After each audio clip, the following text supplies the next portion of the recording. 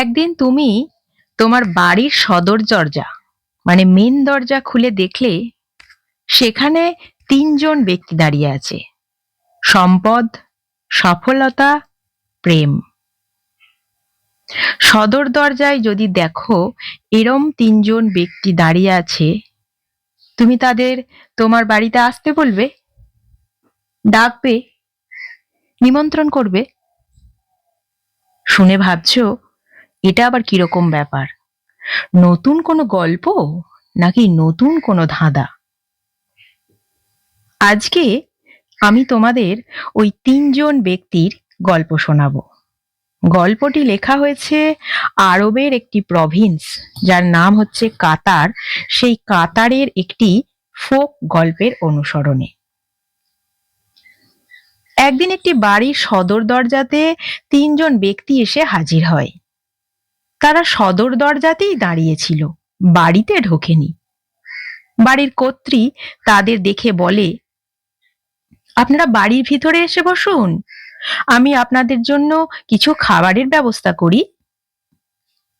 গৃহকর্ত্রীর কথা শুনে ওই তিন ব্যক্তি বলল যে যখন বাড়ির প্রত্যেক সদস্যা বাড়িতে হাজির হবে তখন তারা বাড়িতে ঢুকতে পারবে।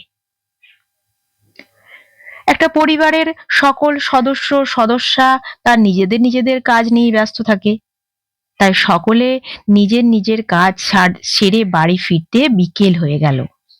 সবাই হাজির হওয়ার পর বাড়ির গৃহকর্ত্রী ওই তিন ব্যক্তিকে আসার জন্য আবার নিমন্ত্রণ জানালো, কিন্তু ওই তিন ব্যক্তি তাদের বাড়িতে আসতে প্রত্যাখ্যান করলো। তারা বলল, আমরা তিনজনে বাড়িতে ঢুকতে পারবো না, আপনারা আমাদের তিনজনের মধ্যে থেকে যে কোনো একজনকে ডাকবেন, যে কোনো একজনকে নিমন্ত্রণ করবেন, সেই একজনই আপনাদের বাড়িতে ঢুকতে পারবে। তাদের কথা শুনে পরিবারের লোকজন একটু হতভম্ব হয়ে গেল, এটা আবার কিরকম ব্যাপার?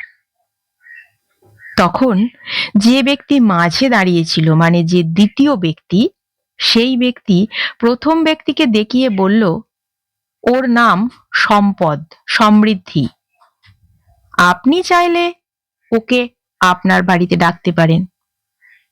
তারপর নিজেকে দেখিয়ে বলল, আমি হলাম সাফল্য বা সফলতা, আপনারা হয়তো বা আমাকেও ডাকতে পারেন।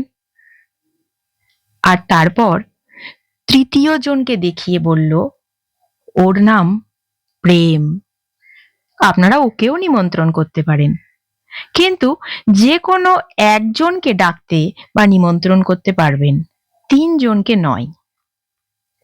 আপনারাই পছন্দ করুন, আপনারাই চুজ করুন কোন ব্যক্তিকে আপনারা ডাকবেন।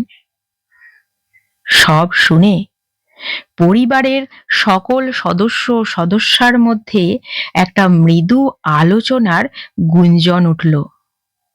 তারা নিজেদের মধ্যে আলোচনা, মতামত প্রকাশ, যুক্তি প্রতিযুক্তি একে অপরকে জানাতে লাগলো।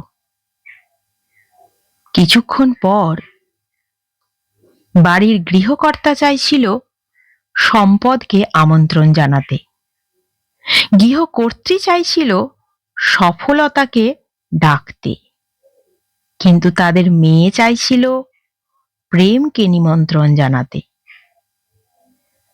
মেয়ে তার যুক্তি বুদ্ধি প্রতিযুক্তি দিয়ে বাবা মাকে অনেক কিছু কনভিন্স করালো, অনেক কিছু বোঝালো।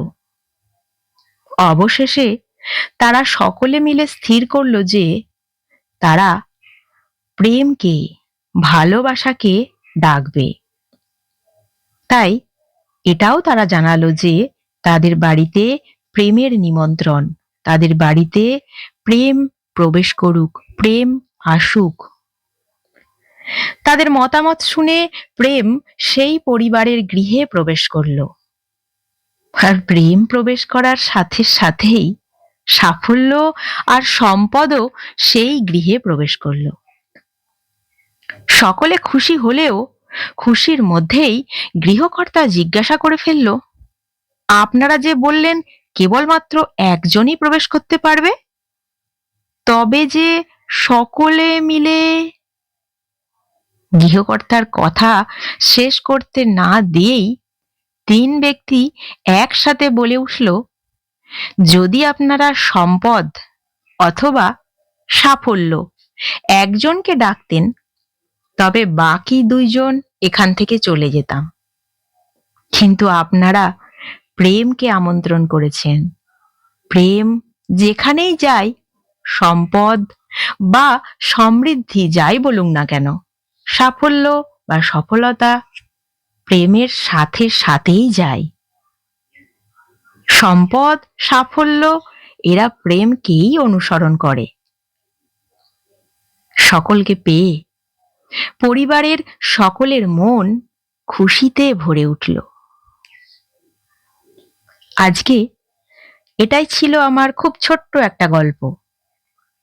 তোমার কেমন লাগলো গল্পটা একটু কমেন্ট করে জানিও, আর ভালো লাগলে লাইক শেয়ার করতে ভুলো না। তবে হ্যাঁ, তার আগে আরেকটা কথা, এই গল্পটা শোনার পর আমাকে কিন্তু কমেন্ট করে অবশ্যই জানিও যে তোমার বাড়ির সদর দরজায় এই 3 ব্যক্তি হাজির হলে তুমি কাকে ডাকবে, কাকে নিমন্ত্রণ করবে? সম্পদকে, সাফল্যকে, নাকি প্রেমকে? একটু জানিও আমাকে।